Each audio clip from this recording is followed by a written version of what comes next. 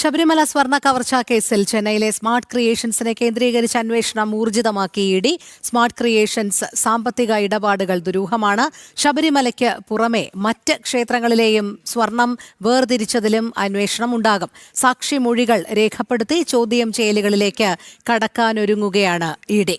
നിഷ ദിലീപ് ചേരുന്നു ഈ വാർത്തയുടെ കൂടുതൽ വിവരങ്ങളുമായി. നിഷ, ശബരിമല സ്വർണ്ണ കവർച്ചയുമായി ബന്ധപ്പെട്ട ഏതൊക്കെ രീതിയിലുള്ള സാമ്പത്തിക ക്രമക്കേടുകളാണ്, കള്ളപ്പണം വെളുപ്പിക്കലാണ് നടന്നിട്ടുള്ളത് എന്നുള്ളതിൽ അങ്ങേയറ്റം ശ്രദ്ധ കേന്ദ്രീകരിച്ച് തന്നെയാണ് ഇ ഡി മുന്നോട്ട് പോകുന്നത്. ചെന്നൈയിലെ സ്മാർട്ട് ക്രിയേഷൻസിനെ കേന്ദ്രീകരിച്ച് നിലവിൽ ഇപ്പോൾ ഇ ഡി അന്വേഷണം ഊർജിതമാക്കിയിട്ടുണ്ട്. ഏത് തരത്തിലുള്ള അന്വേഷണമാണ് ഇപ്പോൾ നിലവിൽ സ്മാർട്ട് ക്രിയേഷൻസിന്റെ സാമ്പത്തിക ഇടപാടുകളുമായി ബന്ധപ്പെട്ട് ഇ ഡി നടത്തുന്നത്?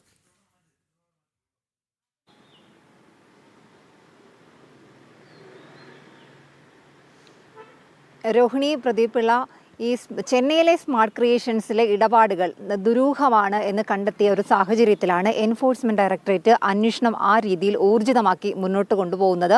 ഈ പ്രത്യേക അന്വേഷണ സംഘം തന്നെ സ്മാർട്ട് ക്രിയേഷൻ സിഇഒ പങ്കജ് ഭണ്ഡാരിയെയും ഒപ്പം തന്നെ അവിടുത്തെ 2 ഉദ്യോഗസ്ഥരെയും ചോദ്യം ചെയ്തതിൽ നിന്നും ഇവരുടെ മൊഴികൾ അവ്യക്തമായിരുന്നു. കാരണം കൃത്യമായി ഈ പ്രത്യേക അന്വേഷണ സംഘത്തിന്റെ ചോദ്യങ്ങൾക്ക് പോലും മറുപടി നൽകാനായി പങ്കജ് ഭണ്ഡാരിക്കോ അവിടുത്തെ മറ്റുദ്യോഗസ്ഥർക്കോ കഴിഞ്ഞിട്ടില്ല. ഈ ഒരു സാഹചര്യത്തിലാണ് കേസ് അന്വേഷണം ഇ ഡി ഏറ്റെടുക്കുന്നത്. ഇനിയിപ്പോൾ ഇ ഡിയുടെ ചോദ്യം ചെയ്യലുകളും നിർണായക മൊഴി രേഖപ്പെടുത്തലുകളും ഒക്കെയാണ് ഇതിൻ്റെ ആദ്യ പടിയായിട്ട് നടക്കുന്നത്.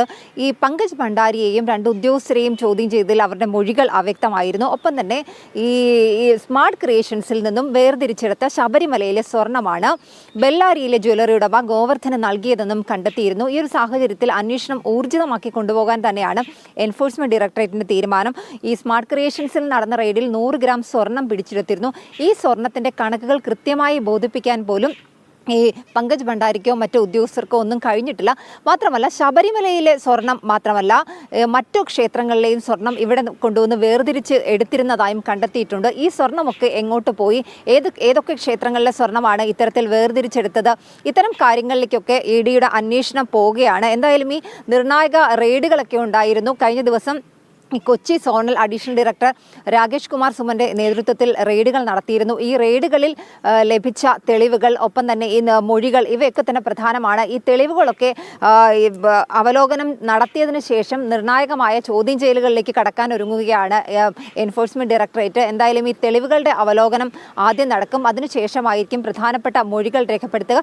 ആ രീതിയിലാണ് ഇ ഡിയുടെ അന്വേഷണം പോകുന്നത്. എന്തായാലും ഇതിൻ്റെ ആദ്യ പടിയായിട്ടാണ് പലയിടങ്ങളിലും കേരളത്തിലും ഒപ്പം തന്നെ ബംഗളൂരുവിലും ചെന്നൈയിലും അടക്കം പലയിടങ്ങളിലും റെയ്ഡുകൾ നടന്നതും നിർണായകമായ തെളിവുകൾ പിടിച്ചെടുത്തതും. എന്തായാലും അന്വേഷണം ഊർജിതമായി മുന്നോട്ട് കൊണ്ടുപോവുകയാണ് എൻഫോഴ്സ്മെന്റ് ഡയറക്ടറേറ്റ്. രോഹിണി, പ്രദീപ് പിള്ള. ശരി, എന്തായാലും ഇ ഡി പിടിമുറുക്കി തന്നെ മുന്നോട്ട് പോകുന്ന കാഴ്ചയാണ് കാണാൻ കഴിയുന്നത്. നിഷ ദിലീപാണ് വിവരങ്ങൾ നൽകിയത്.